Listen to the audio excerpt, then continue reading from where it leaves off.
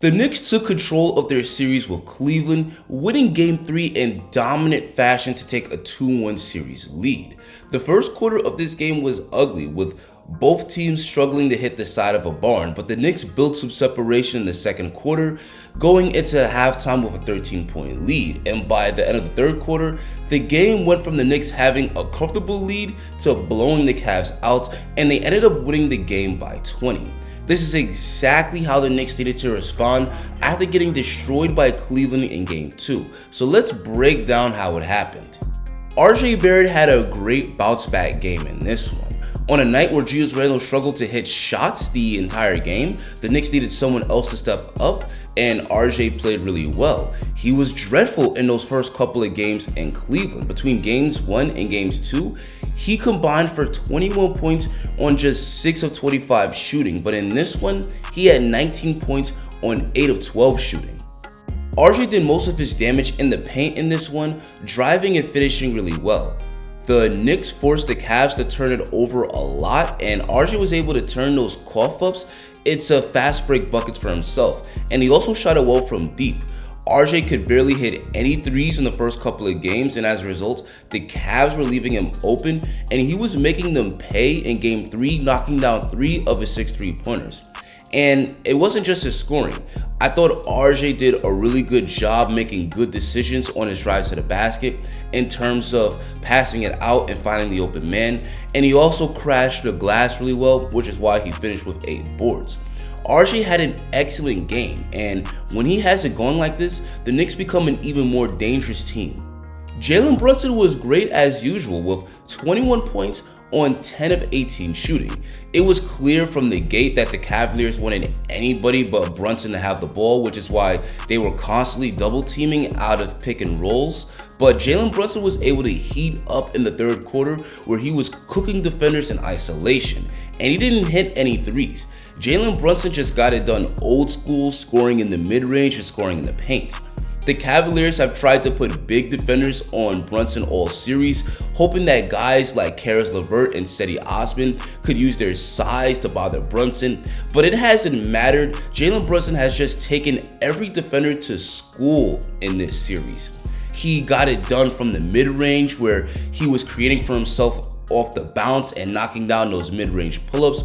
He was getting into the lane and scoring from floater range, and even when defenders were still on him, he was using footwork to still get a good shot off in the paint.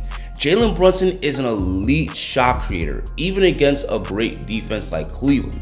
And I didn't even mention that he also did a very good job playmaking, using his scoring gravity to create easy shots for his teammates. If it isn't obvious by now, Jalen Brunson is him. Mitchell Robinson was huge in this one.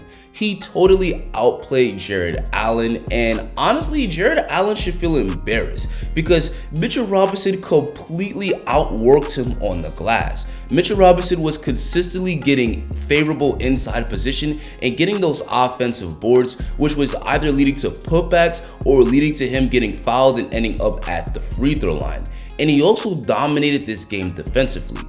Mitchell Robinson is the unsung hero for the Knicks this season, in my opinion. He only scored 7 points in this one, and he only averages 7 points per game. But what he does on a defensive end and what he does on the glass is invaluable to this New York Knicks team. Another big factor in this victory was the Knicks bench. The Knicks bench outscored Cleveland's bench 39-14. The Cavaliers moved Caris LeVert to the starting lineup, so the one reliable player that the Cavaliers had off their bench, they removed from the second unit. And while the Cavaliers were barely getting anything from their second unit, the Knicks had several guys that provided a spark. Emmanuel Quickley, Josh Hart, Isaiah Hartenstein, and even Obi Toppin all played really well. The Knicks' second unit was one of their biggest advantages in this series, and in this game, they played a huge role in the Knicks blowing the Cavaliers out. And lastly, I'm going to mention the Knicks defense because they put on a defensive clinic in this one. They held Cleveland to just 79 points, becoming the only team this season to hold a team to under 80 points in either the regular season or the postseason. They played really aggressive physical defense. They got in the Cavs' airspace. They forced them to turn it over. Cleveland had 20 turnovers in this one. But I gotta be honest, this wasn't just the Knicks playing good defense. This was also the Cavs playing some sloppy basketball. They were a really bad road team in the regular season, and maybe they had the jitters going up against that hostile MSG crowd because they were throwing some bad passes. They couldn't hit open shots to save their life. Darius Garland needs to do some soul searching because Jesus Christ, that was one of the worst games that I've seen from a star in a playoff game in a while. He had 10 points on just 4 of 21 shooting. That's just 19%. You fucking suck so hard! It was a combination of great New York defense and horrible Cleveland execution. But overall, this was a great victory, and it showed just how truly dangerous the Knicks are. And if you're Cleveland, you should be feeling very nervous because you're down 1-2 in this series, and Julius Randle hasn't even come alive yet. He's only shooting 32% from the field in this series, and I think it's only a matter of time before the two-time All-Star breaks out of his slump. Now Game 4 is in New York, where the Knicks have a chance to take a commanding 3-1 lead over Cleveland. But anyway, that's going to be it from me. Now I want to hear from you guys.